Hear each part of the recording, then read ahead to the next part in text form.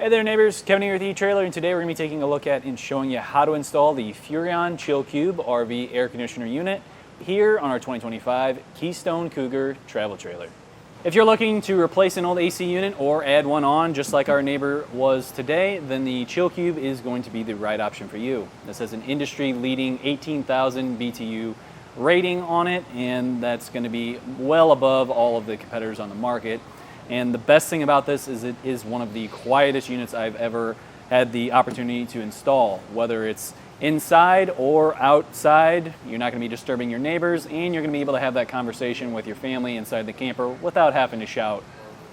Now these units can come in either a white or black shroud, so that way you can match the aesthetics of your trailer. And then when it comes to the actual setup inside the trailer, your air distribution box, they have one for either a ducted or ductless system, so that way you are covered regardless of which kind of setup you have or which kind of color you want to go with. Along with this, it is a perfect setup for those boondockers out there, anyone that's trying to still use an AC but kind of conserve some energy and drop down that huge power draw that an AC typically is going to have. This has a gear setting in it which can drop you down to either 75% power consumption or 50%, so that can help extend your camping trip. Now that we're hooked up to shore power, let's turn on our AC unit. You can see we've got our temperature showing right here, and we've got 4 buttons on each side. First one being our power. Next one is going to be the gear button, and this is basically your eco mode. So if you press this, you can set it so that it's at 75% of its maximum power draw, or you could drop it down to 50%. Now that does mean you're going to have a little bit less cooling efficiency there. You're not really getting it cold as fast. But this is for those people that are boondocking and using an inverter to actually power everything in their trailer, and they want to be able to kind of mitigate that huge power draw that an AC typically is going to have. Now when we get past that, we're into our mode settings here. So we've got auto mode, which would just kick on anytime it drops below a set temperature. We've got cool, which is what we're on right now, dry, and then fan. So if we just want to run our fan, typically they recommend always just having your fan running. That kind of keeps air circulating throughout your trailer so that cold air isn't just getting stuck at the floor level and hot air stuck up in the ceiling, and then when you kick it on, it's just blowing all that hot air back out. So if you do that, that can make it a little bit easier on you. And then also there's an optional for heat. So that was that little wire harness that I had talked about originally that was up inside of here.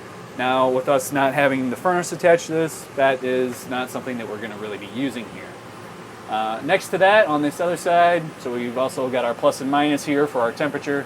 So if I wanted to drop that down, I could easily do so. And then the fan speed, so we've got an auto, which is going to go along with our cooling setting, and then a low, medium, and high. And then next to that, we have our sleep.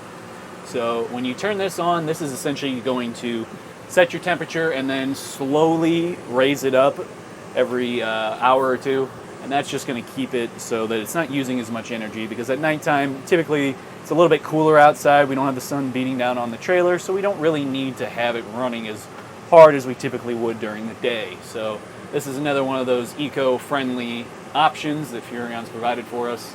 For those times when you first get to your trailer and it's just blazing hot in there and you really want to cool it down quickly, there's also a turbo mode, which is going to speed up our fan. So when we hit that, you'll hear it kick on a little bit higher here.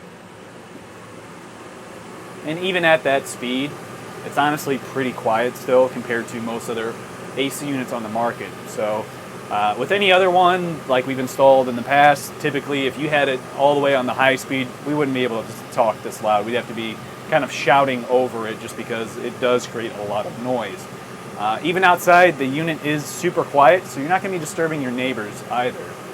But we can swap this back down now, just to our regular fan setting. Another nice thing here is because this is a ducted system, so we have air blowing through here right now, but if we want to have it blow through the air ducts, we just close that vent. Now air is going to blow through our 2 vents that are in this room, plus it's going to force it over into the rest of our trailer. So now we don't have that unit in the kitchen running as hard, because now we can share the load with our front one here. To go along with this, we also have a remote, which is going to give us all of those same benefits that we have of just the buttons up on the actual unit itself, plus a few extra. So starting up top, we've got our on-off button, we have our mode, our fan selection, so what speed we want that at. In the center here, you have your temperature. You can raise that up or down.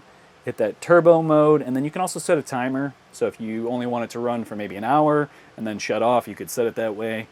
The nice thing about this remote is it has a built-in temperature probe in it. So say this was the only AC unit in the camper, say it wasn't in here, maybe it was over in the kitchen instead, and we wanted to have it sense that it's hot over here, we would just bring our remote in here, hit the follow me button, and then it's going to know exactly what temperature it's at in here, and then we can have it kick on a little bit sooner, because typically, especially like a fifth wheel trailer where you have almost essentially two different levels to it, there's a lot of difference between down in the kind of kitchen and living room area versus the bedroom. So this can help mitigate some of the problems that you used to have with some older model units. Below that is our sleep function, so if we wanted to turn that on, next to that is the swing option, and now that is only going to be for certain air distribution boxes, and that's going to be the ones that are for a non-ducted unit. You'd see a little plastic cover right here instead, and that'll kind of drop down and it can spin back and forth to kind of change the direction of the airflow. So say this was sitting in the kitchen and we wanted to have it go towards the front of the trailer or the back of the trailer, we could use that function to direct that so that it's getting it right where we need it. Next to that is going to be gear mode, so that's that 50 or 75% of our power usage, and then just an LED button, so that way we can have the light come on a remote if it's dark in here and we don't want to turn the light on. Installation of these units is pretty simple. Honestly, the hardest part is really just getting the unit up onto the roof. In our case, we typically use a forklift, but that's not always an option for everyone out there. So if you don't have some kind of hill or a couple of buddies and some ladders to actually get this unit up in place, then you'll want to use our dealer locator, and you can enter in your zip code to find a shop near you that can get this properly installed. If you are wanting to do this yourself, then stick around and I'll walk you through the process. To start off our install, we're going to need to first remove our roof vent and peel up the sealant here. Now we're not going to get all of it, but we're going to try to get a good majority of it out of the way.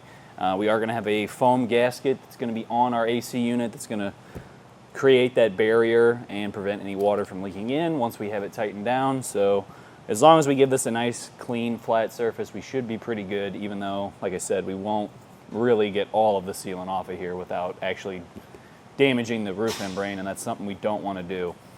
So typically when I'm doing this, I want to use like a putty knife. I've got a stiff one that's got a little bit of an edge on it, and that's been doing pretty well with this sealant here, because I've kind of started over in this corner just to kind of see what it'd be like. I kind of use a mix of tools typically, so putty knives, plastic trim panel tools, anything where I can safely kind of start to peel this up or cut through it without accidentally getting into that roof membrane, because we don't want to have to try and patch that, because patches typically aren't going to last, and then at that point now you're replacing the whole roof membrane and it becomes a much larger job. So I'm just going to kind of try and poke in here on my sealant and get a little bit above the membrane level. I'm going to work my way through it until I can get to that metal flange that's on our roof vent here, and I'm going to try and get up on that and peel up all of the sealant off of that, so that way I can get down to each one of those mounting screws. This is pretty much the most time-consuming part of this install, though.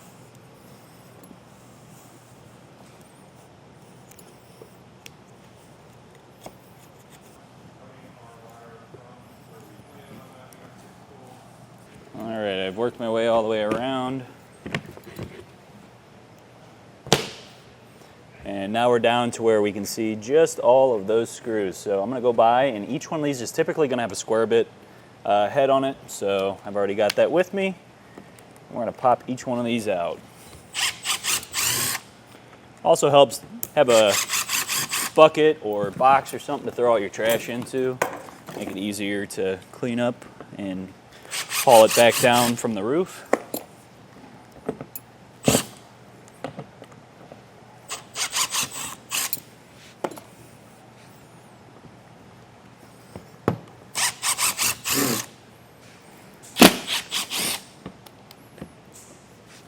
I'm going to just pry up a little bit on that mounting flange and kind of try to separate the flange and butyl tape that's under it from the roof.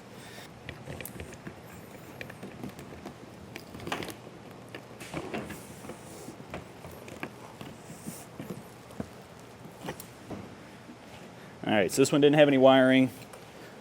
We can just set that aside, and I'm gonna not really get rid of all the butyl tape here. I'm gonna try and press it into each one of these holes because we're not gonna have mounting screws anymore. This is now gonna get clamped down using 4 bolts in the corner of our cutout here. So I wanna try and fill these in as best I can, just in case that these are gonna fall outside of that gasket, just to make sure that no water gets in there.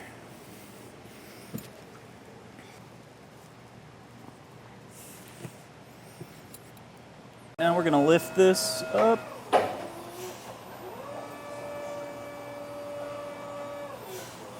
And set it right down over our hole. The big thing here we wanna look for from the bottom up is that the 4 holes in the corner inside of our gasket are gonna need to line up with the 4 corners inside of our hole there so that our lag bolts can actually match up and tighten down properly. Now that we're inside, we can use a Phillips head bit, remove the 4 screws holding up our garnish ring here.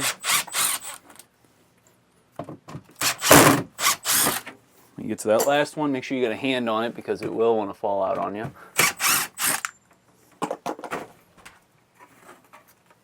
Got air conditioning wiring right over here. It looks like it probably ran up into this, so we might just yank it back out, but I'm going to take this cover off first to see.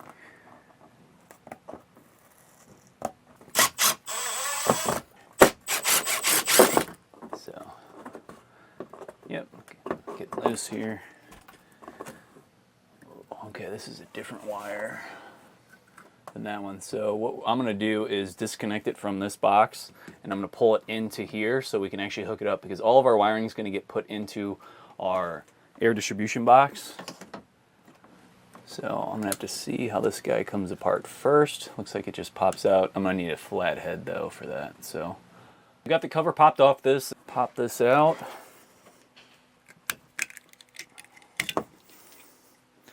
And I'm going to set this aside for to reinstall it because we do want to cover up that hole there. So even though there's going to be nothing in this anymore, it's still better to have that there to have a nice look when we're done. With the rest of this though, I'm going to fish it in through this hole right here. I might need to drill just a tiny bit more out maybe, but we'll see.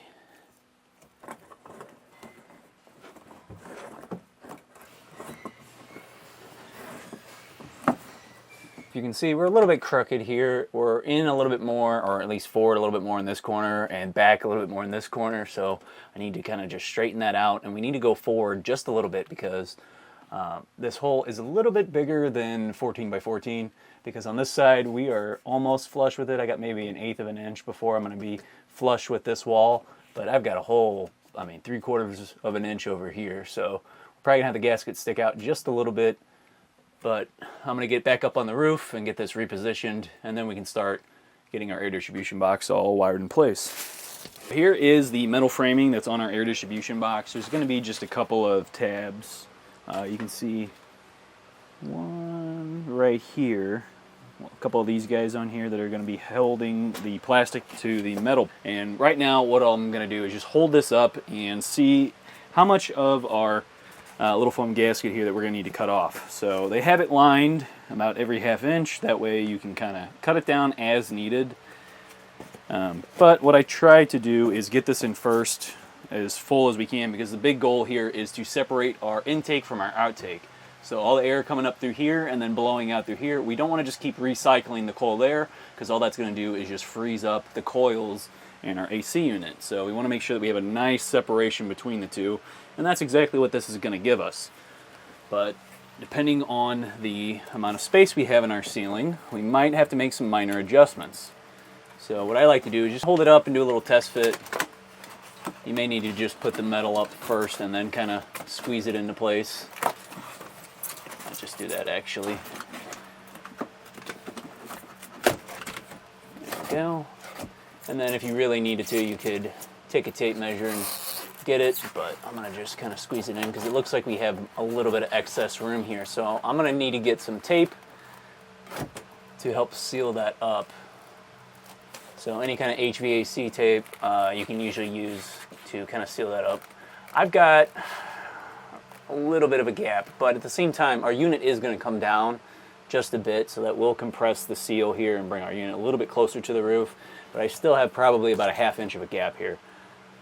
So I don't really need to trim anything down. I know that's really not going to fully close up, so we will probably come back once we have this in place and tape from the top of this just up into this area just to seal that off more. And then also, if you have any opening gaps and this isn't a ducted system, then that's another opportunity for you to just seal off that hole. That helps prevent air from just escaping into the ceiling here instead of actually blowing straight down and getting inside the trailer. I've taped this up. You can see I've got these open now. So before there was foil tape over the original ducts because there was only a vent here and there wasn't an AC. But since we are going to be putting in an AC, I want to be able to push air through these two ducts right here. And then also, with this being an 18,000 BTU unit, it's going to really do a good job at helping push more air out into the rest of the trailer too. So combining our front unit and then our unit over in the kitchen, that's going to help cool down our trailer much faster than originally. So at this point, since I've already tested out my little foam gasket here and know I need a little bit more to cover up the gap there, I'm just going to go ahead and put this on right now. And in your kit, you're going to see this little foam tape. This needs to go onto the seam here, so I'm going to get that lined all up.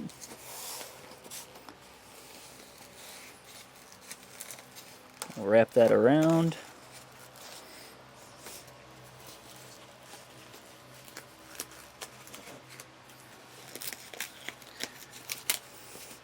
And this just helps prevent any air from leaking through our two pieces of foam here.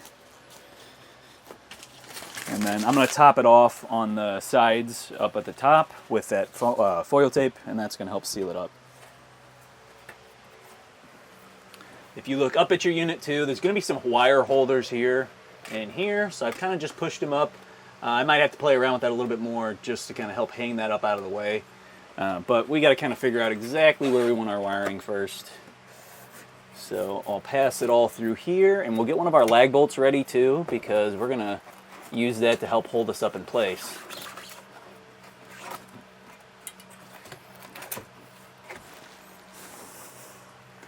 So here's our bolt.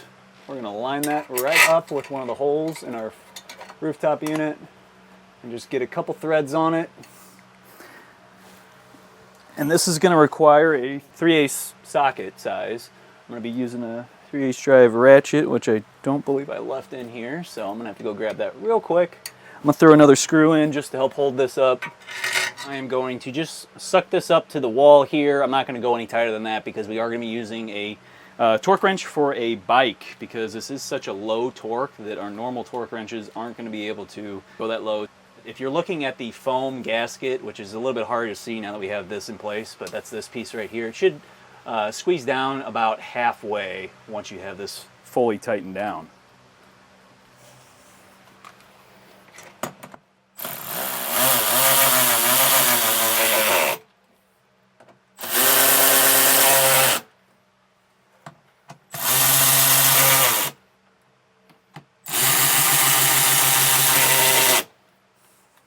As I do this, I'm going to be working my way around too, just making sure I get each one of these evenly.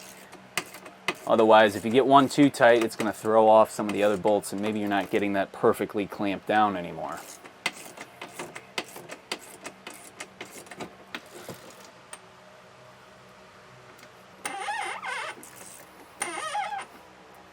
Right there. Go back and recheck each one because, like I said, as you start to tighten down other ones, it'll loosen up some of the other ones in place. So I got about a quarter of a turn out of that first one before it clicked again. One on that one.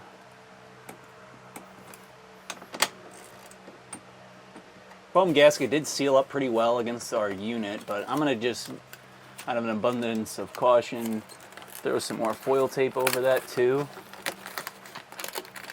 just to make sure.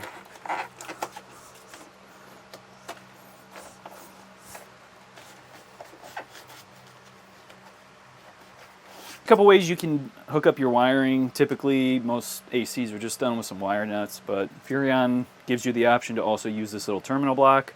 If you loosen up each one of the screws, that's going to give you a spot for you to slide in your wiring. Now this open side here is going to be for our factory wiring from the RV. On the other side, it's got little square openings, and that's going to match up with the wiring that is on our unit. So if you take a look over here, you can see we've got a little square adapter here on the end, and that's going to fit right in there, and then we can tighten it down. Now the only thing it doesn't have is that ground like that, so that is one where you can either ground it to the plate and then just use the ground wire that's hanging from here, or if you really wanted to, you could cut that off and force it in there and then just tighten it down as well. What I typically like to do is just, I'm going to be shooting screws up through this anyway, and this is getting grounded, so we might as well just use this to run into our terminal block and then put this on one of our screw holes for either the terminal block itself or for the box that we're going to use to cover this up, because this is going to fit on here just like so. And another thing to take note of is there's a couple openings depending on where your wiring is coming through. In our case, on this side with our factory wiring, I'm going to use this hole instead of this one on this side. And then on the Furrion side, it's always going to be in that center right there. Makes it nice and easy for you. And then it's even got a little diagram in here to kind of just show you what you need to do with all of your wiring. On the terminal block, we're going to have a longer screw that's going to run through it. It's the only one in the kit that's going to be that long. So really easy to differentiate. When you are tying it in, there's a couple different holes depending on which way you need to mount this, just because in some cases your factory wiring might be over here and you might need to have the Furrion wiring come in from the other side, so it gives you that ability to kind of flip the block around if you need it to. I am going to place it so that our Furrion side is facing over here and the RV side's over on this side. And to pop this in, you'll want to have a Phillips head screwdriver. Tighten that down.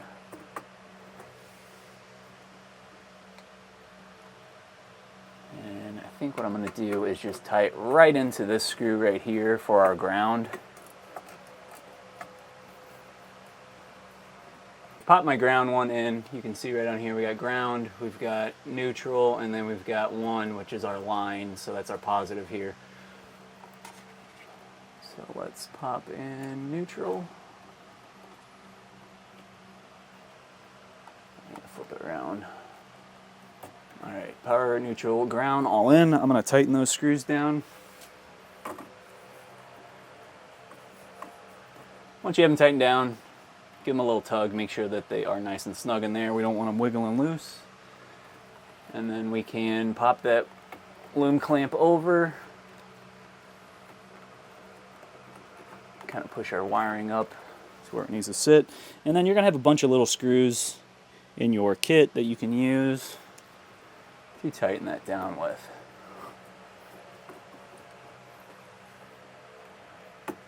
On our factory wiring, I have stripped back a little bit on the power and neutral, and I've also taped over because our old holder that was this guy right here was just a quick splice where it had two little cuts into the casing on both ones. I didn't want to have that exposed to where any kind of short could happen, so I just taped over that to help kind of seal it up. And now we can get our wiring ready to pop into our terminal block.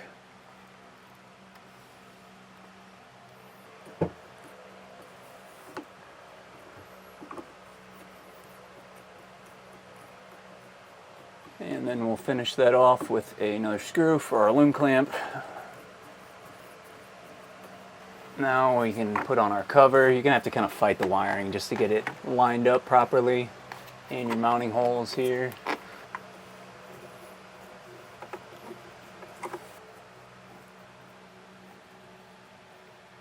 We'll have a little cover. We're going to pop on our box here and we'll finish that off with one more screw.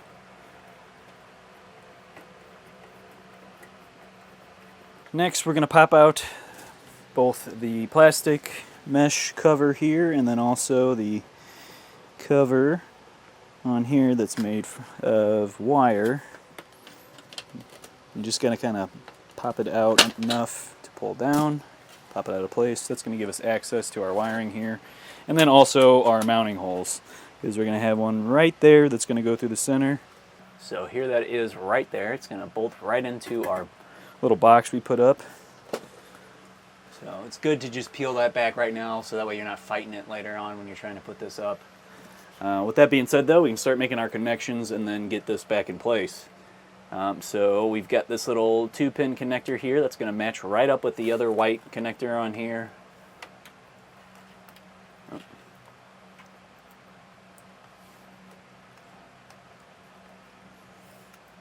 And we'll have a 5-pin one that's going to match up with this guy.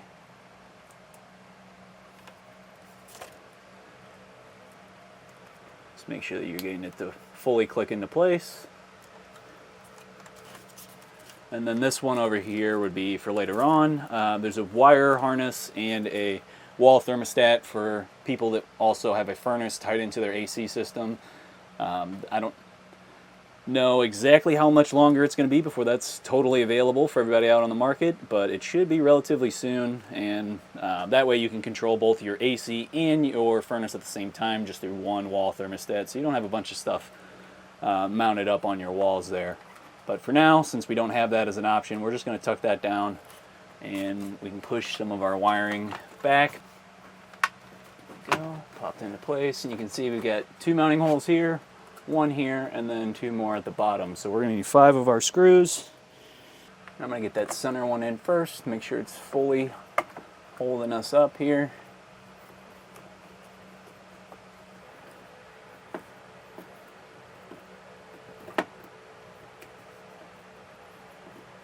Now that we have those in place, we can pop in our plastic cover here.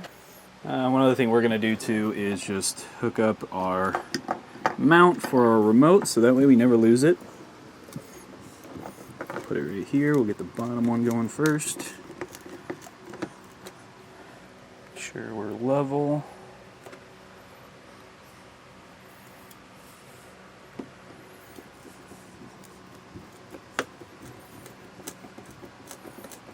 Well, that's going to do it for our look at and installation of the Furrion Chill Cube RV Air Conditioner System here on our 2025 Keystone Cougar Travel Trailer.